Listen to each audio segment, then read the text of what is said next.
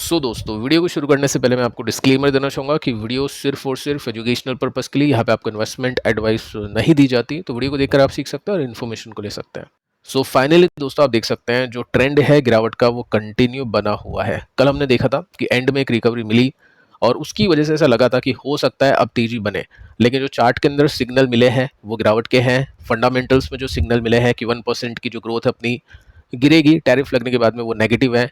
तो टेक्निकल और फंडामेंटल दोनों जब नेगेटिव होते हैं तो तेजी आने का सवाल नहीं होता है। तो जो शॉर्ट कवरिंग हमने कल देखी उसके पीछे के कुछ रीजंस मैंने आपको दिए थे। एक डेट मिल चुकी है कि यूएस से इंडिया कब विजिट होगा, ट्रेड टॉक को लेकर बातचीत होगी। और मार्केट को देखिए, पहले से बता था कि इंडिया यूएस वाले आएंगे बातचीत को कंटिन्यू करने के लिए, लेकिन कल के दिन डेट मिली थी। तो जैसे वो न्यूज़ आती है उसके बाद में थोड़ा सा मार्केट बढ़ता है। लेकिन आज के दिन ट्रंप ने दोस्तों कुछ और बोल दिया है, जिसकी वजह से मार्केट वापस से आपको नीचे गिरता हुआ देखने को मिल रहा है। एक बार हम यहाँ पे क्लोजिंग देख लेते हैं। निफ्टी को देखें तो 232 पॉइंट्स नीचे 1% का ड्रॉप है। बैंक के अंदर भी 1% की गिरावट है। मिड कैप को देखें तो 2% के आसपास, और यहाँ पे स्मॉल कैप की बात करें तो 1.5% के आसपास। तो काफ़ी बड़ी गिरावट यहाँ पे आज हमने देखी मार्केट के अंदर। और इसके अंदर आप नोट कर सकते हैं मैक्सिमम जो कंपनीज है उनके स्टॉक्स आज नीचे आके बंद हो चुके हैं। सेक्टर्स को भी देख लेते हैं तो सब कुछ आज लाल निशान में आके बंद हो चुका है। इन्वेस्टर्स के पोर्टफोलियो भी काफ़ी गिरे हो गए आज के दिन। रियल्टी मेटल जो अच्छा करते हैं जब भी तेजी बनती है, तो आज के दिन सबसे खराब परफॉर्म कर चुके हैं। देखिए दोस्तों, यहाँ पे आप नोटिस करोगे ना तो स्टार्टिंग ठीक थी, लेकिन कुछ कमेंट्री आने लगी, कुछ बातचीत होने लगी, जिसके बाद में मार्केट नीचे गिरता रहा। और ये सपोर्ट निफ्टी ने लिया था 24,400 का, और उसको भी तोड़कर निफ्टी यहाँ पे नीचे चला गया। ये जो कल सपोर्ट बना था वो हम बोल सकते हैं इसको, तो इसको भी तोड़ के निफ्टी आज नीचे आके बंद हो चुका है। तो टेक्निकल्स में देखते हैं कि क्या सिग्नल है, ब्रेकडाउन हो चुका है क्या, या फिर ब्रेकडाउन बच गया। तो सबसे पहले देखिए दोस्तों, एक न्यूज़ मैं आपको देना चाहूँगा सबसे पहले, जो कि काफ़ी इंपॉर्टेंट है। यहाँ पे आप नोट कर सकते हैं। अभी देखिए हो क्या चुका है, यूएस और इंडिया के बीच में रिलेशन इतने कुछ खास अच्छे नहीं है। तो इंडिया को बाकी जो कंट्रीज़ है उनके साथ में अपने रिलेशन को स्ट्रॉन्ग करना होगा। तो पीएम, हमारी जो पीएम है वो विजिट करेंगे चाइना, ठीक है। और ये मतलब काफ़ी, ये जो मीटिंग होती है ना एससीओ वाली, ये अटेंड नहीं होती है पीएम की तरफ से, जो अपने पीएम है उनकी तरफ से, लेकिन इस बार ये अटेंड करेंगे। और आप देख सकते हैं यहाँ पे मेंशन कर रखा है कि 7 दिन में पहली बार यहाँ पे ये जो मीटिंग है, ये समिट है, ये अटेंड होने वाली है। तो अब इंडिया चाहता है कि चाइना के साथ में थोड़े रिलेशन अच्छे हो, क्योंकि जो चाइना की ग्रोथ है वो इम्पैक्ट करती है इंडिया की ग्रोथ को। और साथ में बने रहना काफ़ी इंपॉर्टेंट है, क्योंकि एशियन मार्केट अलग थलग हो जाएगी तो डेफिनेटली फिर वो यूएस उसका फ़ायदा उठाएगा।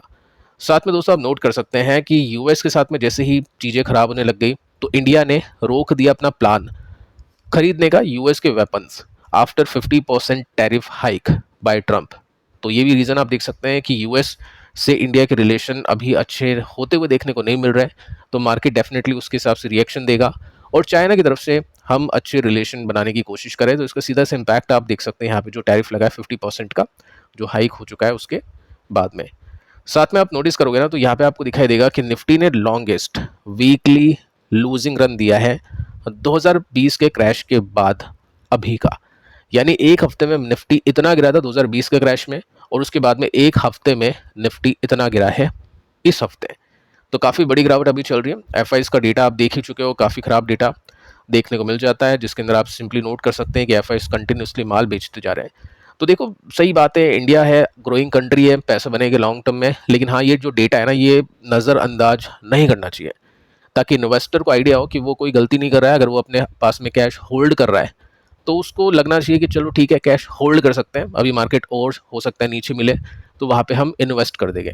और ट्रेडर है तो उसको पता होना चाहिए कि अभी पैसे लगाने का कोई मतलब नहीं है, क्योंकि मार्केट अभी डाउन ट्रेंड के अंदर ही है, कोई भी पॉजिटिव ट्रिगर अभी के समय देखने को नहीं मिल रहा है।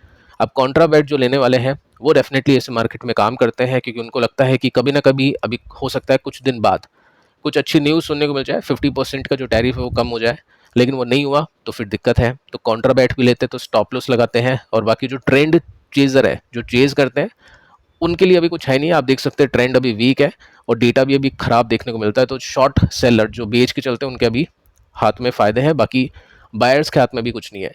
और कल के वीडियो में मैंने आपको बताया था कि स्टॉक्स में अभी इतना कुछ खास है नहीं, ब्रॉडर मार्केट को देखोगे तो थोड़ा सा बेटर आपको चीज़ें समझ में आएगी। अब देखिए एक और पॉइंट आपके सामने रखना चाहूँगा कि ट्रंप ने कह दिया है कि ट्रेड टॉक अभी नहीं होगा, यूएस विजिट करेगा नहीं करेगा वो आगे चल के देखेगा, लेकिन ट्रंप ने साफ मना कर दिया कि कोई भी ट्रेड टॉक नहीं होगा इंडिया के साथ में जब तक टैरिफ का इशू रिजॉल्व नहीं हो जाता है।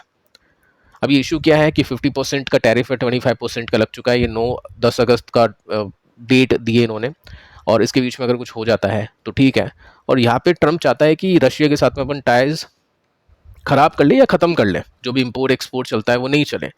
तो जब तक ऐसा नहीं होगा, जब तक कोई भी ट्रेड टॉक के ऊपर बातचीत नहीं होगी। तो ये भी एक काफ़ी बड़ा स्टेटमेंट है जिसकी वजह से आज के दिन मार्केट ने काफ़ी ख़राब परफॉर्म किया है। आप देख सकते हैं जब तक टैरिफ का इशू सॉल्व नहीं होता है, जब तक कोई भी ट्रेड डील का नेगोशिएशन नहीं होगा, तो 29-25 आई थिंक ये अगस्त में यूएस के कुछ लोग विजिट करेंगे इंडिया के अंदर, हो सकता है वो नहीं करे विजिट, तो इस वजह से एक बड़ी गिरावट यहाँ पे देखने को मिली है कि कुछ भी पॉजिटिव ट्रिगर यूएस और इंडिया के लिए देखने को सुनने को नहीं मिल रहा है।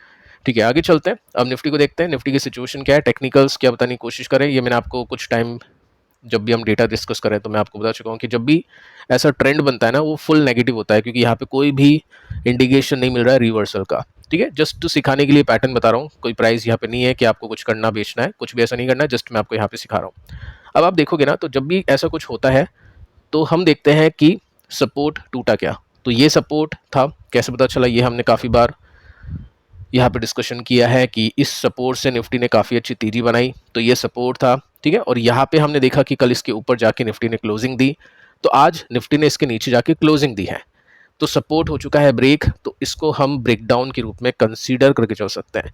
लेकिन जो कल का लो है ना, उसको निफ्टी ने नहीं तोड़ा, तो कोई बात नहीं, हो सकता है कुछ दिन बाद तोड़ दें। मैं ऐसे नहीं कर रहा हूँ कि मुझे लग रहा है कि तोड़ेगा, लेकिन हाँ, जो चार्ट आपको दिखा रहा है, जो पैटर्न हम देख पा रहे हैं, फंडामेंटल्स का जो सिचुएशन देख पा रहे हैं हम, उसके हिसाब से लग रहा है कि हाँ, निफ्टी अभी के समय हो सकता है थोड़ा सा नेगेटिव हो जाए। ये शॉर्ट कवरिंग बीच बीच में आ जाती है, जिसकी वजह से मार्केट थोड़ा सा चल देता है, ये आप देख सकते हैं। लेकिन हाँ, जो प्रॉपर ट्रेंड है वो डाउन ट्रेंड में है। तो जब भी ऐसा कुछ होता है ना, तो इंसान देखता है नेक्स्ट सपोर्ट क्या है, अगले सपोर्ट को कैसे देखते हैं। अब जैसे यहाँ पे आपने सपोर्ट कैसे देखें, यहाँ पे आपने बेस देखिए कि कहाँ से निफ्टी ने तेजी पकड़ी, सपोर्ट रेसिस्टेंस दोनों देखते हैं। सो हम देखेंगे पिछली पिक्चर को कि कहाँ पे निफ्टी ने सपोर्ट लिया, कहाँ पे रेसिस्टेंस लिया।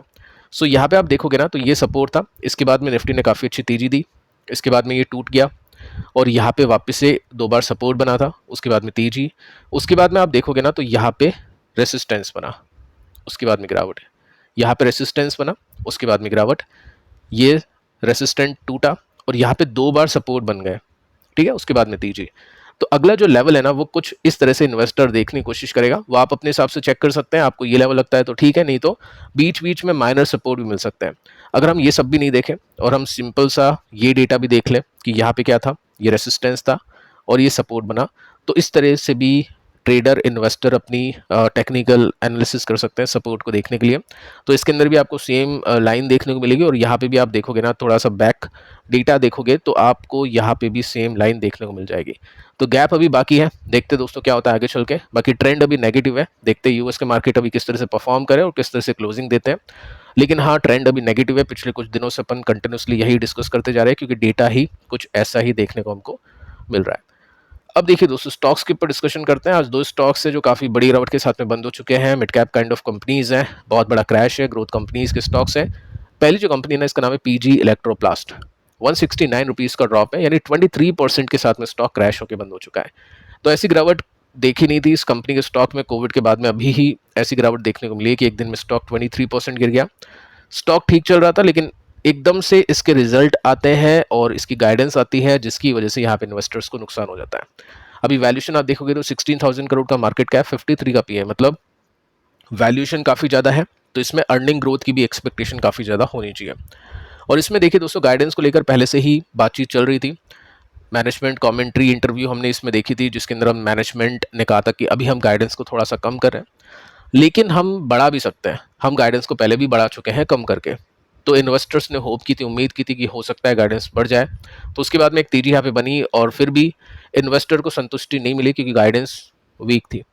अभी देखिए क्या हो चुका है, इस लेवल को भी स्टॉक ने ब्रेक कर दिया है। और जब कोई कंपनी का स्टॉक 2-4 साल के अंदर 18,000% के रिटर्न्स देता है, तो पहले जिन्होंने भी लिया होगा उनके हाथ में काफ़ी अच्छा प्रॉफिट होता है, और वो बेच के निकलते हैं जब भी कोई ख़राब न्यूज़ आती है, क्योंकि प्रॉफिट बुक करना अभी के मार्केट के अंदर काफ़ी ज़्यादा इंपॉर्टेंट हो चुका है। सो देखिए दोस्तों, यहाँ पे इसके रिजल्ट आपके सामने रखना चाहूँगा, और इसके अंदर आप नोट कर सकते हैं कि कंपनी की सेल्स 14% के साथ में बढ़ चुकी है, लेकिन कंपनी का जो प्रॉफिट है ना 20% के साथ में गिर चुका है।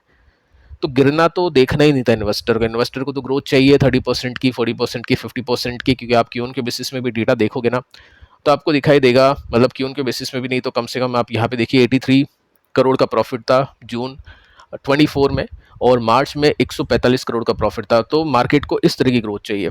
अब देखो यहाँ पे सेल्स तो बढ़ चुकी है, क्यों उनके बेसिस में तो गिरी है सेल्स, वाइनवा बेसिस में बढ़ चुकी है 14% के साथ में, लेकिन जो कंपनी का प्रॉफिट है 67 करोड़ का है, पिछले क्वार्टर से भी गिरा है 145 करोड़ का, और पिछले साल से भी गिर चुका है। तो क्यों उनके बेसिस में गिरावट चलो ठीक है बनती है, मान लिया, लेकिन जब आप वाई एंड वाई बेसिस पे कंपैरिजन करते हो सेम क्वार्टर के साथ में पिछले साल के, तो आपको प्रॉफिट तो बढ़ा के ही देना है जब आप इस तरह की वैल्यूएशन के अंदर हो और इतना स्टॉक चल चुका है। तो बहुत ही खराब रिजल्ट यहाँ पे देखने को मिले हैं। तो क्या कारण हो गया उसके पीछे का, उसको चेक कर लेते हैं। मैं आपको बताना चाहूँगा, रिजल्ट आए थे 1:50 पर, और उसके बाद से स्टॉक गिरना शुरू हो गया। और यहाँ पे आप नोटिस करोगे तो आपको कमेंट्री के अंदर या कॉन कॉल के अंदर आपको सुनने को मिलेगा, जो कि 3:21 के आसपास आई थी, कि कंपनी के मैनेजमेंट ने यहाँ पे बताया कि वो अनप्रिपेयर्ड है सडन चेंजेस को लेकर। अब देखो यहाँ पे है खेल, क्योंकि इन्वेस्टर अपन एज एन इन्वेस्टर अपन किसी कंपनी में इन्वेस्ट कर सकते हैं मैनेजमेंट की कमेंट्री को देखकर, चीज़ों को देखकर, पास्ट के प्रॉफिट को देखकर। लेकिन जब मैनेजमेंट को ही नहीं पता है, वो ही प्रिपेयर नहीं है कुछ ऐसे चेंजेस के लिए जो कि एकदम से कंपनी के अंदर करने पड़ेंगे, तो इन्वेस्टर कुछ नहीं कर सकता। उसकी कोई गलती नहीं है, क्योंकि उसने तो सारी चीज़ें देखकर स्टॉक को लिया। लेकिन जब मैनेजमेंट को नहीं पता है कि वो ही प्रिपेयर नहीं है, तो इन्वेस्टर को क्या पता होगा, ये सबसे बड़ी बात है। सो यहाँ पर आप नोटिस कर सकते हैं, मेंशन कर रखा है मैनेजमेंट ने कि focus on profitability during consolidation period. अभी हम प्रॉफिटेबिलिटी के ऊपर फोकस करेंगे, अभी हम ग्रोथ के ऊपर फोकस नहीं करने वाले हैं। तो बहुत ज़्यादा चेंजेस यहाँ पे कंपनी ने किए हैं। अब देखो हो क्या चुका है, गाइडेंस कर दी है बहुत ही कम कि हम बस प्रॉफिट कमाएंगे, वो बड़ी बात है, प्रॉफिट कमा के आपको दिखा दे, थोड़े थोड़े ग्रोथ करके हम आपको दिखा दें। तो गाइडेंस इसमें काफ़ी कम कर दी है, और कंपनी ने बोला है कि कंपनी को अभी के समय कॉन्फिडेंस नहीं है कि जो भी ग्रोथ गई है उसकी रिकवरी लाने के लिए, यानी नई जो ग्रोथ है ना वो तो मिलना काइंड ऑफ इम्पॉसिबल बोलो अभी कुछ क्वार्टर्स के लिए। देखो सीधी बात है, यहाँ पे 3 क्वार्टर बोले हैं, तो 3 क्वार्टर में आप ये भूल जाओ कि आपको स्टॉक का ऑल टाइम हाई मिलेगा, हो सकता है इससे नीचे मिले, हो सकता है इसके पास मिले। तो ये जब चीज़ें आपके सामने आती है ना, तो इन्वेस्टर बेच के निकलता है। अगर कोई शॉर्ट टर्म आप ट्रेडर हो गए तो आपको बेचना चाहिए था, मतलब ऐसा कुछ नहीं कि बेचना खरीदना, जस्ट मैं एक बता रहा हूँ बात कि जब भी ऐसी चीज़ें होती हैं, शॉर्ट टर्म वाले होते हैं, कैपिटल प्रोटेक्ट करते हैं, वो अपने लॉसेस को लेकर आउट होते हैं ताकि किसी और कंपनी में वो कमा पाए या शांति से भी मार्केट को देखे बैठ पाए अपने कैश को होल्ड करते हुए। लेकिन जो लॉन्ग टर्म इन्वेस्टर है वो क्या करेगा, वो ऐड नहीं करेगा अभी, क्योंकि जब तक उसको नहीं पता लगेगा कि 3 क्वार्टर में कैसे कैसे नंबर्स आ रहे हैं, क्योंकि मैनेजमेंट ने तो हाथ खड़े कर दिया अभी 3 क्वार्टर के लिए कि हमने तो बता दिया आपको कि हम अच्छे नंबर्स आपको नहीं देंगे। अब वो कितने खराब देंगे वो देखते हैं आगे चल के, 2-3 क्वार्टर में हो सकता है स्टॉक यहाँ से भी काफ़ी नीचे मिल जाए। तो ऐड करने का सवाल नहीं है, ना ही कोई यहाँ पे अभी जो बड़ा प्लेयर है, समझदार प्लेयर है, वो उसको खरीद रहा होगा, और बल्कि बेचने वाले बेच रहे होंगे। तो इस वजह से सर्किट यहाँ पे लगता हुआ देखने को मिला है। अब यहाँ पे आप नोट करिए कि कितनी गाइडेंस को कट किया है। देखो जो गाइडेंस थी 2026 के लिए वो थी 30% की। अब ये 30% भी इन्वेस्टर्स को अच्छी नहीं लगी थी, आपके सामने मैंने आर्टिकल को रखा था, इंटरव्यू इनका रखा था, तो 30% अच्छी नहीं लगी। उसके बाद में सीधा यहाँ पे 17% कर दिया है, 17 से लेकर 19%, तो यानी 40-50% के साथ में गाइडेंस इसकी कट कर दी। बहुत बड़ी बात है। 405 करोड़ के प्रॉफिट देने चाहिए थे इनकी एक्सपेक्टेशन के हिसाब से बोला था, लेकिन अब 300 करोड़ के आसपास की बात इन्होंने की है, हो सकता है यहाँ से और भी कम कर दे आगे चल के। सो यहाँ पे आप नोट कर सकते हैं कि रिप्रेजेंट करता है 50% कट ग्रोथ गाइडेंस के अंदर, इसके प्रोडक्ट बिजनेस के अंदर।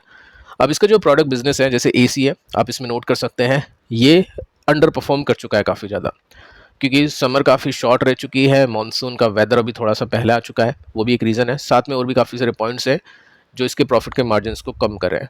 अब देखो सबसे बड़ी बात इन कंपनीज में क्या हो सकती है, डिक्सॉन में और पीजीईएल में, ये बहुत बड़ा खतरा है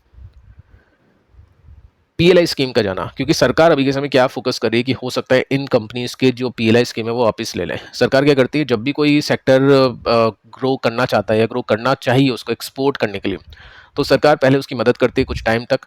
जब वो टेक ऑफ करता है, जब वो सेक्टर चलता है, तब उसके पीएलआई स्कीम ले लेती हैं, क्योंकि वो सेक्टर जिस वजह से नहीं चल रहा था या जो भी सरकार चाहती थी उसको चलाना, वो सरकार का काम हो चुका है। सरकार हमेशा उसके साथ में नहीं रहेगी, बस एक पुश देती है। तो जैसे ही यहाँ पे पुश मिल चुका है, ये भी कुछ आर्टिकल्स मैंने आपके सामने रखे थे कि हो सकता है इनको पीएलआई स्कीम नहीं मिले, तो वो अगर हो गया तो डेफिनेटली फिर दिक्कत हो सकती है, क्योंकि कंपनी के पास में जो भी कमाई हो रही है वो इसकी प्रोडक्शन लिंक इस स्कीम की वजह से हो रही है, कि जितना प्रोडक्शन करोगे उतना हम आपको इंसेंटिव देंगे। और यहाँ पे आप देखोगे ना, तो मैनेजमेंट ने साफ साफ बोल दिया है कि अगले जो 3 क्वार्टर है उसमें ग्रोथ हम काफ़ी कम देंगे, और हो सकता है जो भी ग्रोथ हमने कम की है या जो भी ग्रोथ का नुकसान हमको है वो वापस से रिकवरी हम उसको नहीं दे पाए। सो ये कंपनी ने यहाँ पे मेंशन किया है। सो देखते हैं दोस्तों आगे चल के क्या होता है। बाकी पैटर्न भी अगर आप देखोगे ना तो इसके अंदर भी क्लियर कट इंडिकेशन देखने को मिलेगा। 20% गिरना, 23% गिरना, मतलब कितना माल बिका होगा वो इमेजिन कर सकते हैं, और किसी ने बेचा है तो कुछ सोच समझ के बेचा होगा। सो यहाँ पे आप देखोगे सबसे पहले इसमें एक ब्रेकडाउन देखने को मिला, उसके बाद में स्टॉक ने यहाँ पे कंसोलिडेट किया और यहाँ पे आज इसने ब्रेकडाउन कर दिया, तो ट्रेंड हो गया नेगेटिव। साथ में अगर आप देखोगे ना तो ये जो लो था उससे भी नीचे जाके क्लोजिंग दी है, तो डबल ब्रेकडाउन हम इसमें बोल सकते हैं। अब जो अगला सपोर्ट है वो आपको यहाँ पे इसमें देखने को मिल जाएगा, जो कि ज़्यादा गैप में नहीं है। तो देखते हैं मंडे को किस तरह से ओपनिंग होती है, कैसा परफॉर्मेंस यहाँ पे देखने को मिलता है। बाकी हाँ, चीज़ें अब इसमें काफ़ी ज़्यादा नेगेटिव हो चुकी हैं, जो डेटा आपके सामने उसके हिसाब से। कल्याण ज्वेलर्स 10% की गिरावट के साथ में स्टॉक ने आज क्लोजिंग दी है। देखो ओपनिंग इसकी ठीक थी, नंबर्स हमने देखे, नंबर्स बुरे नहीं थे। अब क्या एक्सपेक्टेशन का डेटा नहीं था तो क्लियर कट नहीं बता सकता था मैं आपको नंबर्स अच्छे बुरे हैं, क्योंकि टाइटन में एक्सपेक्टेशन का डेटा था, चलो वो भी ज़्यादा नहीं चला, लेकिन कम से कम वो 2-3% ओपन मार्केट में चल गया था, क्योंकि उसमें एक्सपेक्टेशन का डेटा था और उसके हिसाब से नंबर्स अच्छे थे। अब यहाँ पे एक्सपेक्टेशन का डेटा नहीं था। प्रॉफिट में इसने टाइटन से थोड़े से कम प्रॉफिट दिए, हो सकता है मैनेजमेंट को लग रहा होगा कि मार्केट कैप इसका कम है तो ज़्यादा प्रॉफिट इसको देना चाहिए, तो स्टॉक गिर गया। सेकंड आप देखोगे ना तो जब भी रिजल्ट आते हैं तो मैनिपुलेशन बहुत ज़्यादा होता है, क्योंकि रिजल्ट आते ही बड़े प्लेयर्स को, जो एफ होते हैं, डी होते हैं, उनको अपनी होल्डिंग में चेंजेस करने होते हैं। ये रिजल्ट आने के बाद में स्टॉक चला गिरा, ये कैसे गिरता है, अपन तो नहीं खरीदते बेचते इतना कि स्टॉक गिर जाए चल जाए, ये बड़े प्लेयर्स के काम होते हैं। उनको अपनी होल्डिंग्स को चेंज करना होता है, उनको जस्टिफिकेशन देना होता है अपने फंड मैनेजर को, मतलब फंड मैनेजर एक ही नहीं होता, उसके नीचे भी काफ़ी सारे काम कर रहे होते हैं, हर एक को कुछ कुछ सेक्टर्स स्टॉक्स असाइन किए होते हैं। तो अगर रिजल्ट खराब है तो उनको बेचना होता है। उसका जो टॉप फंड मैनेजर है वो पूछेगा आपने बेचा क्यों नहीं, रिजल्ट तो अच्छे नहीं थे, तो उनको बेचने के लिए कभी कभी क्या करते हैं, वो अच्छे टारगेट दे देते हैं कि चलो आपको लेना चाहिए तभी तो वो किसी को बेचेंगे। तो यहाँ पे सिटी की बात करें तो इन्होंने अपने टारगेट को बढ़ा दिया है, 700 रुपीज़ कर दिया है, और जैसे ही ये सब चीज़ें न्यूज़ में आई उसके बाद में स्टॉक ने 14% की गिरावट यहाँ पे दिखा दी। तो ये सब मैनिपुलेशन चलता है, और उसमें भी अपन टेक्निकल्स को देखें तो स्टॉक वैसे भी अपने रेसिस्टेंस के आसपास था। यहाँ पे आप देखोगे तो कुछ रेसिस्टेंस था और स्टॉक अभी यहाँ से नीचे आ चुका है। ब्रेकडाउन इसने अभी तक दिया नहीं है, अपने सपोर्ट से थोड़ा सा ही ऊपर है, देखते हैं किस तरह से ये परफॉर्म करता है, क्योंकि जो मैक्सिमम होल्डिंग है, मतलब Motilal Oswal mid cap fund की जो टॉप होल्डिंग्स में नेम आते हैं कंपनीज के, उसमें एक नेम आपको इसका भी देखने को मिलेगा। तो देखते हैं यहाँ पे क्या होता है, अगर एफ बेच रही है तो डी उसको सपोर्ट देती है या फिर नहीं, पता चलेगा मंडे को या कुछ दिन बाद। तो ये सिचुएशन दोस्तों आपको इस कंपनी में देखने को मिल जाएगी। तो पिछले वीडियोस को भी देख लेना, यहाँ से भी आपको इन्फॉर्मेशन मिलेगी, जानकारी मिलेगी, मार्केट का सेंस आपको होगा। मिलता है नेक्स्ट वीडियो में, तब तक के लिए बाय।